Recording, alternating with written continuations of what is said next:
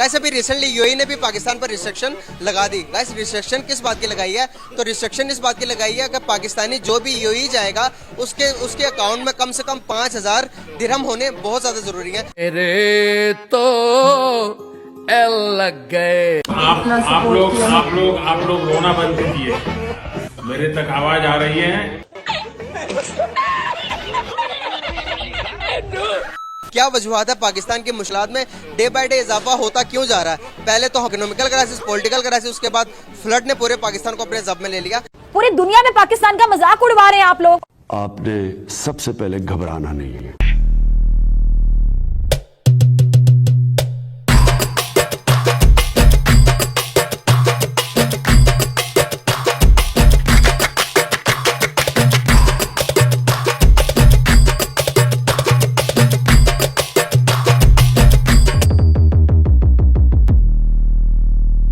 श्रीलंका ने पाकिस्तान को एक धचका दिया था क्रिकेट मैच में, तो बेचारे पाकिस्तानी उसके सदमे से अभी तक उभर नहीं पाए थे कि यूएई ने और एक और झटका लगा दी। दिल के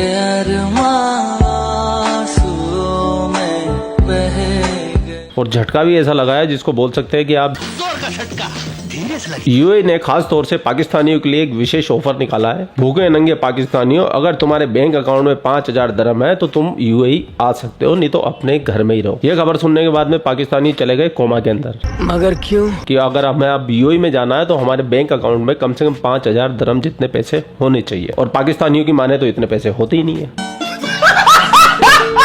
तो वो यूएई कैसे जाएंगे? मेरे को कुछ नहीं पता, पुलिस पता लगा रही है।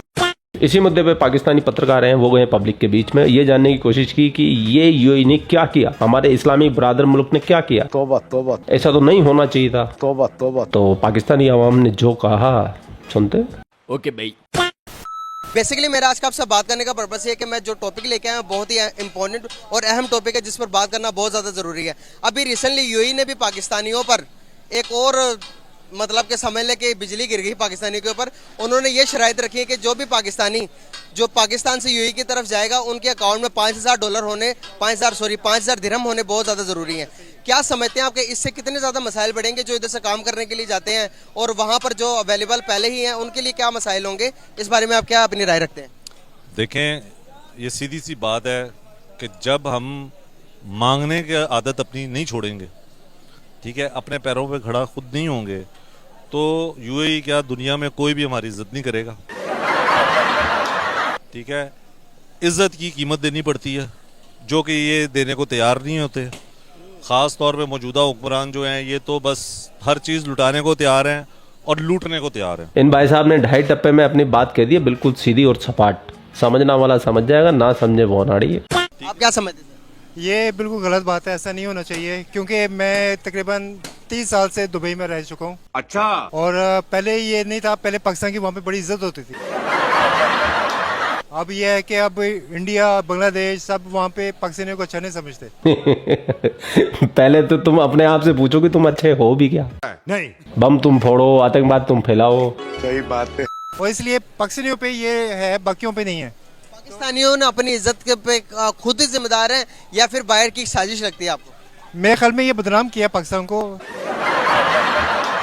इन्होंने, ये हमारे जो हुक्मरान है, वरना हमारी बहुत इज्जत करते हैं वो, अभी भी मोहब्बत बहुत है, गले लगाते हैं। हालांकि हिंदू होते हैं, दूसरे नेशनलिटी के होते हैं, लेकिन मैं यानी कि भाई ये वहाँ पे एक सब एक जैसे ही हैं। सर कहीं ना कहीं हमारी अपनी गलती भी तो नहीं है? फॉर एग्जांपल मेरा आपके साथ लिंक है ना, अगर मैं आपके साथ फ्रॉड करता हूँ या धोखा देता हूँ आपको, एक एज अ नेशन मैं बाहरी कंट्री जाता हूँ, मैं पूरे पाकिस्तान को रिप्रेजेंट कर रहा होता हूँ। अगर मैं आपके साथ वादा खिलाफी करता हूँ, वादा करके पूरा नहीं करता, आप मुझे अमानत देते, मैं उसमें खयानत करता हूँ, क्या आप मुझे अच्छे अल्फाज से याद रखोगे? नहीं, ऐसे तो नहीं ना। कहीं ना कहीं ये भी तो ऐसा तो नहीं हुआ, कहीं ना कहीं आपको लगता हो कि कहीं इस तरह हुआ है तो जिसकी वजह से उन्होंने रिस्ट्रिक्शन लगा दी हो? अभी रिसेंटली एक खबर आई थी, चंद दिन पहले की बात है, अमेजोन ने पाकिस्तान की 1300 कंपनियां जो हैं वो बैन की हैं।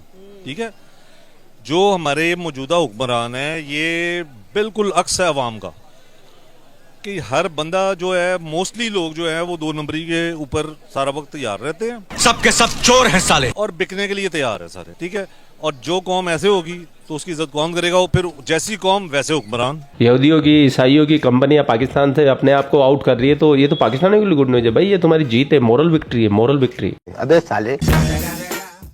सर मैं अभी आपको अपने पड़ोसी मुल्क की मिसाल देना चाहूँगा कि इंडिया वर्ल्ड की 5th लार्जेस्ट इकोनॉमी बन गई है।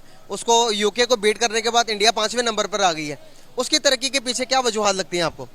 देखिए, इंडिपेंडेंस जिसे कहते हैं सेल्फ रिस्पेक्ट, ठीक है, कि हमारी कौम ने, अगर मैं सियासी बात हो जाएगी, लेकिन रशिया से ऑयल क्यों नहीं ले रहे थे?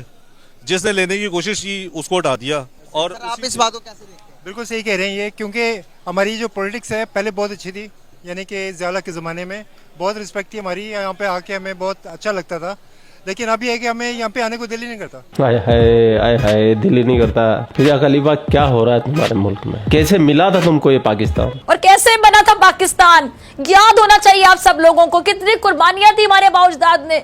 ऐसे नहीं बना था हमारा प्यारा वतन पाकिस्तान। दिल के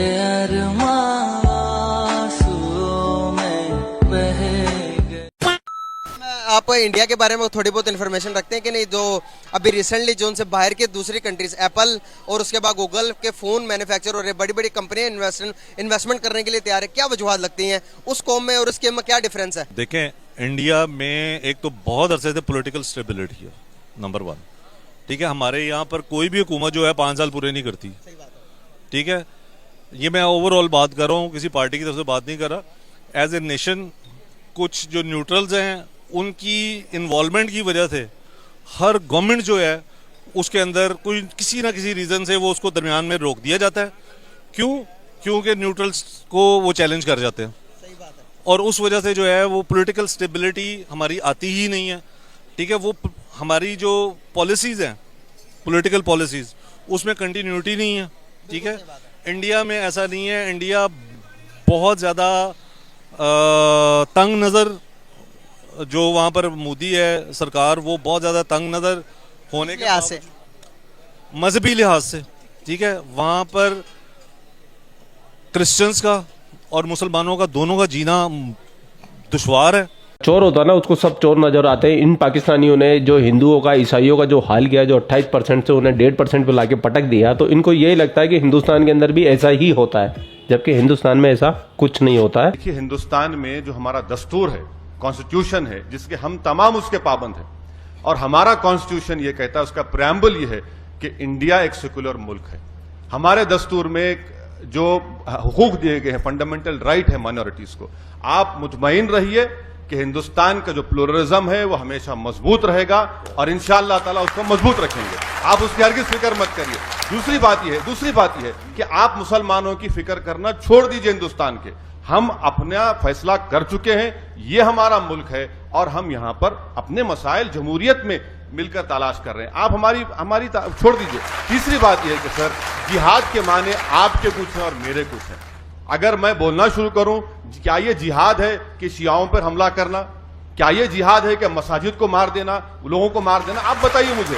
हमारा जो मेरे जो माने जिहाद, सबसे अहम काम यह है कि नफ्स के खिलाफ जिहाद करो और अपनी नफसानी ख्वाहिशात को अल्लाह के ताबे करो, वो सबसे बेहतरीन जिहाद।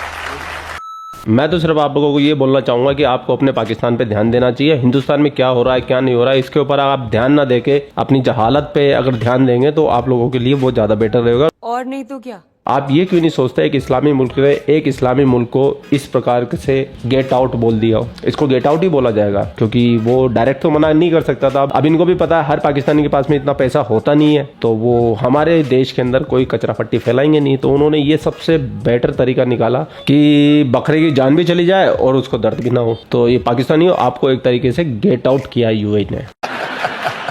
और आप लोगों के क्या विचार है? आप भी कमेंट सेक्शन है आपके पास में, भर दीजिए भाई साहब, भर दीजिए। आप टोकरे भर भर के भर दीजिए। आप लोग अपना ख्याल रखिए। आपका भाई आपके लिए पाक में रिलेटेड वीडियो लाता रहता है। जय हिंद, वंदे मातरम, जय श्री राम, जय श्री राम, जय श्री राम।